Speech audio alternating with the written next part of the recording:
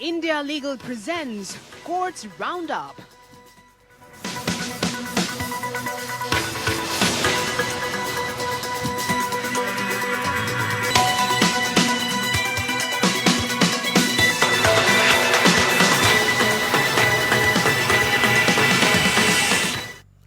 नमस्कार, मैं हूं आपके साथ नेहा दुबे। कोर्ट्स राउंडअप में आपका बहुत बहुत स्वागत है। इस बुलेटिन में अगले आधे घंटे हम आपको कोर्ट से जुड़ी तमाम छोटी बड़ी खबरों से करवाएंगे रूबरू। कोर्ट की कार्रवाई और सुप्रीम कोर्ट से लेकर हाई कोर्ट्स और लो कोर्ट्स तक के फैसलों को रखेंगे आपके सामने। तो आइए शुरू करते हैं courts roundup. India Legal presents Courts Roundup.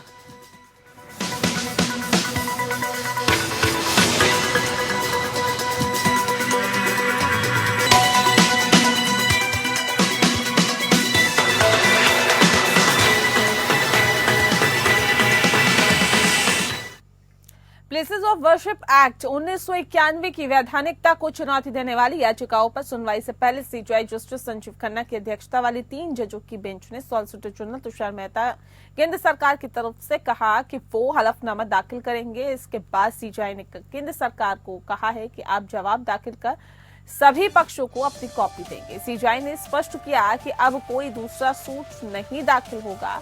अभी तक कई सारे सवाल उठाए गए हैं, हम उस सभी पर सुनवाई करेंगे। मुस्लिम पक्ष की तरफ से वकील राजू रामचंद्र ने कहा कि जो सूट निचली अदालत में फाइल किए गए हैं उसमें आगे की सुनवाई न हो, उस पर रोक लगाई जाए और जब तक प्लेसेस ऑफ वर्शिप एक्ट पर फैसला न हो उन सारे मामलों पर सुनवाई रोक लगे।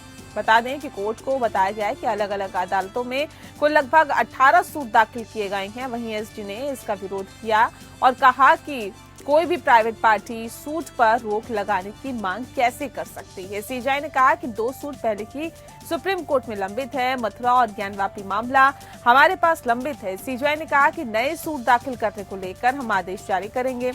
सीजेआई ने केंद्र सरकार को जवाब दाखिल करने के लिए 4 हफ्ते का समय दिया और केंद्र के जवाब दाखिल करने के बाद जिन्हें जवाब दाखिल करना हो वो 4 हफ्ते में जवाब दाखिल कर सकते हैं।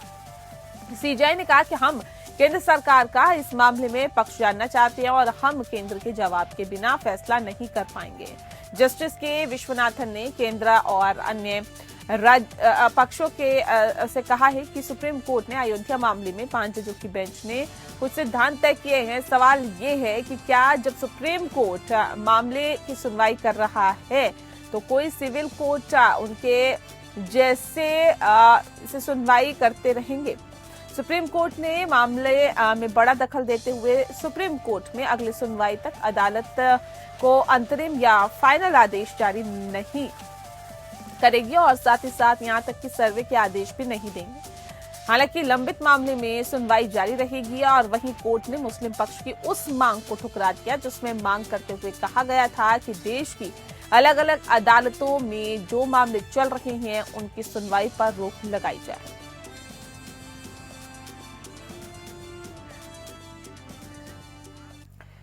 सुप्रीम कोर्ट ने अपनी मां की निर्मम हत्या करने और उसके अंग खाने के दोषी व्यक्ति की मौत की सजा पर रोक लगाई है। जस्टिस सूर्यकांत, जस्टिस पंकज मित्तल और जस्टिस उज्जवल भोयान की पीठ ने महाराष्ट्र राज्य को नोटिस जारी करते हुए आदेश पारित किया। मामला ये है कि याचिकाकर्ता सुनील कुचकोरवी ने अगस्त 2017 में अपनी मां की हत्या की थी और उसे तब गिरफ्तार किया गया जब पड़ोस के एक बच्चे ने उसे खून के धब्बों से लथपथ अपनी मां के शव के पास खड़ा पाया। अभियोजन पक्ष के मामले के अनुसार कुचकोरवी की पत्नी ने उसे छोड़ दिया और अपनी 3 बेटियों और 1 बेटे को अपने साथ ले गए क्योंकि वह उसकी शराब पीने की आदत के कारण उसे लगातार प्रताड़ित करती थी। ऐसे में वह अपनी मां के साथ रहता था जिसे पेंशन के रूप में 4000 रुपए मिलते थे। कुचकोरवी अक्सर शराब पीने के बाद उससे झगड़ा करता था और उसके साथ मारपीट किया करता था। जुलाई 2021 में कोल्हापुर की एक सेशन कोर्ट ने उसे दोषी करार देते हुए मौत की सजा सुनाई और कहा कि इस घटना ने समाज की सामूहिक चेतना को झकझोर दिया है और इसने आगे कहा है कि ये मामला अत्यधिक क्रूरता और बेशर्मी से जुड़ा है। मामला जब बॉम्बे हाईकोर्ट पहुंचा तो कुचकोरवी द्वारा उठाए गए बचावों में से ये एक था कि उसने अपराध किया होगा और क्योंकि उसे बिल्लियों और सुअरों का मांस खाने की आदत थी। उसे दी गई मौत की सजा बरकरार रखते हुए हाईकोर्ट ने कहा कि ये एक दुर्लभतम मामला है जिसमें अपीलकर्ता ने न केवल अपनी मां की हत्या की बल्कि उसके मस्तिष्क, हृदय जैसे अंगों को निकाल लिया और उसे चूल्हे पर पकाने वाला था। हाईकोर्ट ने यह भी मानना था कि कुचकोरवी का आचरण नरभक्षण के करीब था, इसीलिए उसे आजीवन कारावास की सजा देने से जेल में बंद कैदियों और बाद में समाज के लिए खतरा पैदा हो जाएगा। ये भी नोट किया गया कि उसने समाज में पुनर्वास के लिए किसी तरह का पश्चाताप या अवसर नहीं दिखाया। हाईकोर्ट ने रेखांकित किया कि ऐसे व्यक्ति को रिहा करना उसे समाज के सदस्यों के समान अपराध करने की खुली छूट देने और स्वतंत्रता देने के समान होगा।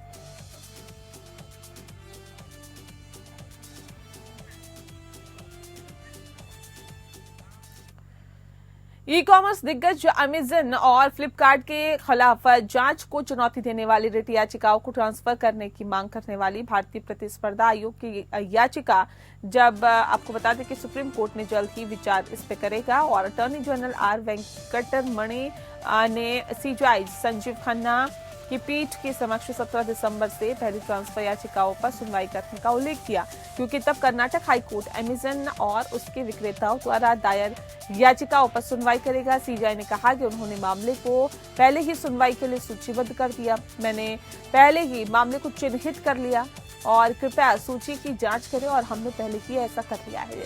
सीजेआई ने सुप्रीम कोर्ट में ट्रांसफर याचिका दायर की है, जिसमें कार्रवाई की बहुलता से बचने के लिए देश भर के विभिन्न उच्च न्यायालयों में अमेजन, फ्लिपकार्ट और उनके विक्रेताओं द्वारा दायर 24 रिट याचिकाओं को अपने या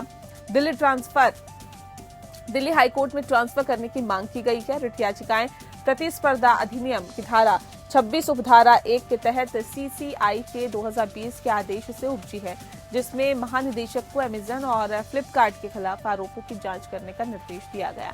जून 2021 में कर्नाटक हाईकोर्ट की जस्टिस पी.एस. दिनेश कुमार की एकल पीठ ने 2020 के सीसीआई आदेश के खिलाफ अमेजन और फ्लिपकार्ट द्वारा दायर रिट याचिकाओं को ये कहते हुए खारिज कर दिया कि इस स्तर पर इन रिट याचिकाओं में याचिकाकर्ताओं द्वारा उठाए गए मुद्दों पर पूर्वाग्रह से ग्रसित होना और जांच को बाधित करना नासमझी होगी।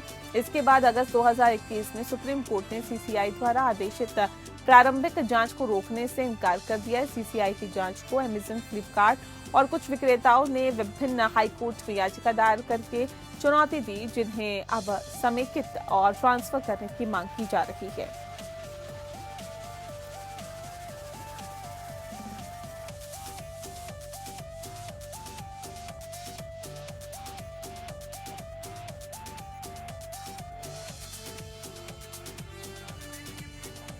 इलाहाबाद हाईकोर्ट ने कड़े शब्दों में आदेश जारी करते हुए चिंता व्यक्त की है। वादी ने अपनी शिकायतों के लिए वैधानिक उपचार उपलब्ध होने के बावजूद वकीलों की हड़ताल के कारण अदालतों में राहत से वंचित हो रहे हैं और ऐसे में जस्टिस अजित कुमार की पीठ ने कहा है कि मुझे जानकर डर लग रहा है कि वादी वैधानिक उपचार उपलब्ध होने के बावजूद अदालतों से न्याय नहीं पा रहे हैं।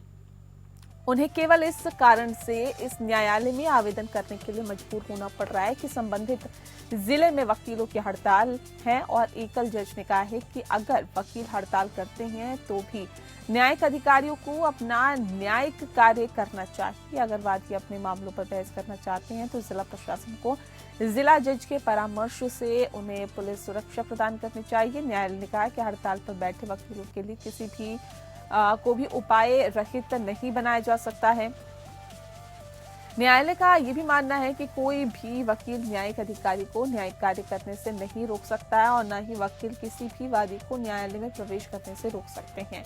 न्यायालय ने ये टिप्पणी आशुतोष कुमार पाठक द्वारा दायर रिट याचिका पर विचार करते हुए की है, जिसमें मकान मालिक प्रतिवादी के पक्ष में दिखाई देने के आदेश को चुनौती दी गई है। हालांकि न्यायालय ने कहा है कि उनके पास यूपी शहरी परिसर किराएदारी विनियमन अधिनियम 2021 की धारा 35 के तहत अपील दायर करने के वैकल्पिक उपाय का लाभ उठाने का अवसर था और जवाब में याचिकाकर्ता के वकील ने कहा है कि यदि वह अधिनियम के तहत अपील दायर करते हैं तो उनके लिए न्याय पाना मुश्किल होगा, क्योंकि गाजियाबाद जिले में वकील हड़ताल पर हैं। और इस दलील को ध्यान में रखते हुए जस्टिस कुमार ने ये टिप्पणी करते हुए न्यायिक अधिकारियों को अपने कर्तव्यों का पालन करना चाहिए, भले ही वकील हड़ताल पर हो। इस बात पर जोर दिया कि वकील महान पेशे से संबंधित हैं और उनसे ये कभी ये अपेक्षा नहीं की जाती कि वे वादियों को अदालत में प्रवेश करने से रोकेंगे।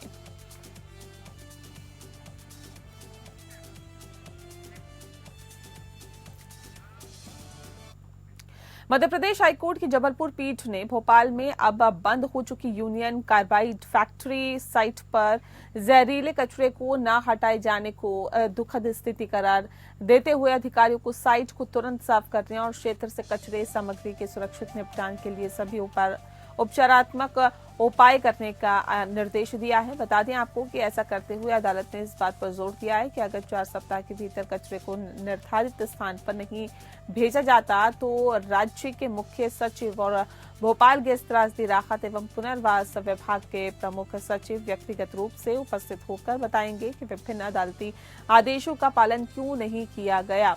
3 दिसंबर को आदेश पारित करने वाले हाईकोर्ट ने कहा है कि संयोग से भोपाल में MIC गैस आपदा 40 साल पहले इसी तारीख को हुई थी और चीफ जस्टिस सुरेश कुमार कैथ और जस्टिस विवेक जैन के खंडपीठ ने कहा कि हालांकि कुछ कदम उठाए गए हैं लेकिन वे न्यूनतम हैं और इस कारण से उनकी सराहना नहीं की जा सकती कि वर्तमान याचिका वर्ष 2004 की है और लगभग 20 वर्ष बीत चुके हैं, लेकिन प्रतिवादी पहले चरण में है। ये वास्तव में खेदजनक स्थिति है, क्योंकि प्लांट साइट के जहरीले कचरे को हटाना, MIC और सेविंग प्लांट को बंद करना और आसपास की मिट्टी और भूजल में फैले दूषित पदार्थों को हटाना भोपाल शहर की आम जनता की सुरक्षा के लिए सबसे जरूरी है। संयोग से भोपाल में MIC गैस आपदा ठीक 40 साल पहले इसी तारीख को हुई थी। गैस त्रासदी की तारीख से 40 साल बीत जाने के बावजूद अभी भी निष्क्रियता की स्थिति में है। हालांकि योजना को मंजूरी दे दी गई है और अनुबंध प्रदान किया गया है, लेकिन अभी भी अधिकारी निष्क्रियता में हैं और जिससे आगे की कार्रवाई करने से पहले एक और त्रासदी हो सकती है। इसके बाद उसने राज्य सरकार और संबंधित अधिकारियों को एक साथ बैठने का निर्देश दिया है और अगर किसी अनुमति या किसी औपचारिकता की आवश्यकता है तो उसे 1 सप्ताह के भीतर देने का निर्देश दिया। अदालत ने कहा है कि अगर कोई भी विभाग उसके आदेश का पालन करने में विफल रहता है तो विभाग के प्रमुख सचिव पर न्यायालय की अवमानना अधिनियम के तहत मुकदमा चलाया जाएगा।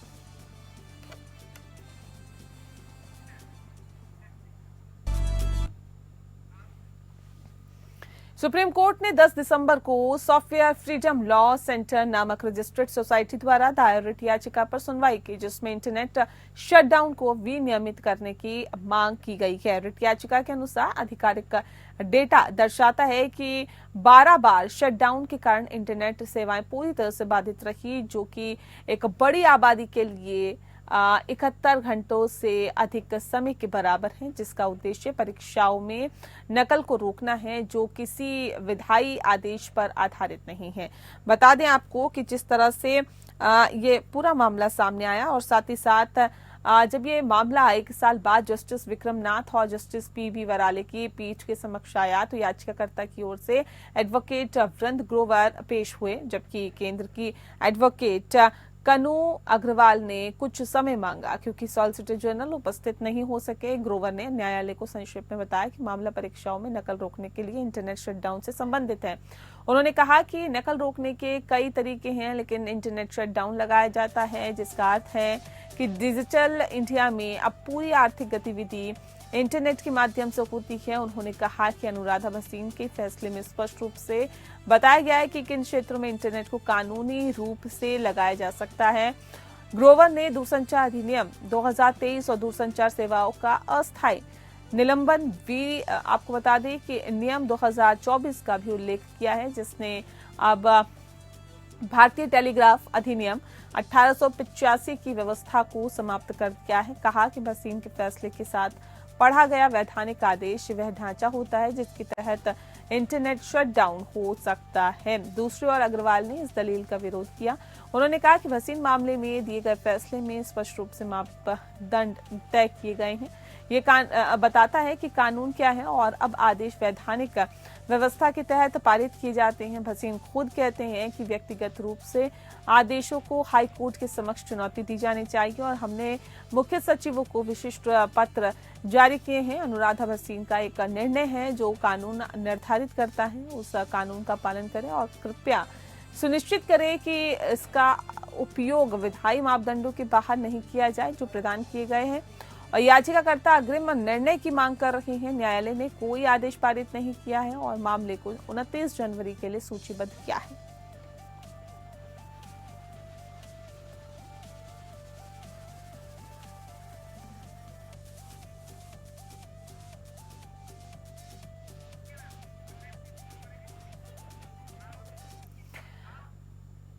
अब मुंबई के प्रतिभूति अपीलीय न्यायाधिकरण या एसएटी यानी सैट में हुई सुनवाई पर नजर डालते हैं। दरअसल मामले में सेबी ने कंपनी से संबंधित गतिविधियों की जांच की थी जिसमें धोखाधड़ी प्रथाओं और नियमों का अनुपालन न करने का संदेह था। आदेश में इस जांच के निष्कर्षों को रेखांकित किया गया जिसमें बताया गया कि क्या नोटिस प्राप्तकर्ता दोषी था और सेबी के निष्कर्षों का समर्थन करने वाले सबूतों को निर्दिष्ट किया गया। अपने निष्कर्षों के आधार पर सेबी ने उल्लंघनों को संबोधित करने और बाजार नियमों का अनुपालन सुनिश्चित करने के लिए जुर्माना, प्रतिबंध और सुधारात्मक उपाय लागू किए। ये मामला बाजार की अखंडता और निवेशक हितों की सुरक्षा में सेबी की भूमिका को दर्शाता है। आइए अब इंडिया लीगल रिसर्चर लक्ष्य मल्होत्रा से सुनवाई की जानकारी लेते हैं। वे मुंबई से सुनवाई को ट्रैक कर रहे थे। लक्ष्य, क्या कुछ जानकारी आपके पास है? Good evening. तो 2017 में इन्फोड्राइव सॉफ्टवेयर लिमिटेड को पोटेंशियल शेल कंपनी के रूप में फ्लैग किया गया था, जिसकी वजह से सेबी ने इन्वेस्टिगेशन शुरू की जिसमें फाइनेंशियल डिस्क्रिपेंसीज, लोन्स और एडवांसेस में इरेगुलरिटीज और डिस्क्लोजर नॉर्म्स का वायलेशन सामने आया, जिसमें क्वालिफाइड ऑडिटर्स का अपॉइंटमेंट ना करना भी शामिल था। सेबी ने PFUTP और LODR रेगुलेशंस के तहत वायलेशंस पकड़ी और पेनल्टीज लगाई। सेबी ने शुरुआत में 15 लाख फाइन और 1 साल का मार्केट डिबारमेंट लगाया था, जिसमें गिरिधर और सिद्दीकी भी शामिल थे। अपील के बाद सैट ने आज केस को दोबारा सेबी के पास भेजा, जिसमें लिमिटेड इन्वॉल्वमेंट को देखते हुए पेनल्टीज कम की गई। गिरिधर का फाइन 2 लाख कर दिया गया क्योंकि वो सिर्फ फाइनेंशियल ईयर 2015 से 2016 में CFO थे और डायरेक्टर सिद्दीकी के छोटे टेन्योर को ध्यान में रखते हुए उनकी पेनल्टी 1 लाख कर दी गई और उनकी डिबारमेंट पीरियड को भी 1 साल से 6 महीने तक रिड्यूस किया गया। कोर्ट ने पेनल्टीज में प्रोपोर्शनैलिटी और कंसिस्टेंसी पर जोर दिया और रिवाइज ऑर्डर्स को अपहोल्ड किया और रिकवरी की फर्दर अपील्स को डिसमिस कर दिया गया। धन्यवाद। बहुत शुक्रिया आपका लक्ष्य, आपने बहुत ही विस्तार से जानकारी दी, इसके लिए आपका बहुत बहुत शुक्रिया। और इसी के साथ फिलहाल इस बुलेटिन में इतना ही। मुझे दीजिए इजाजत। नमस्कार। India Legal presents Courts Roundup.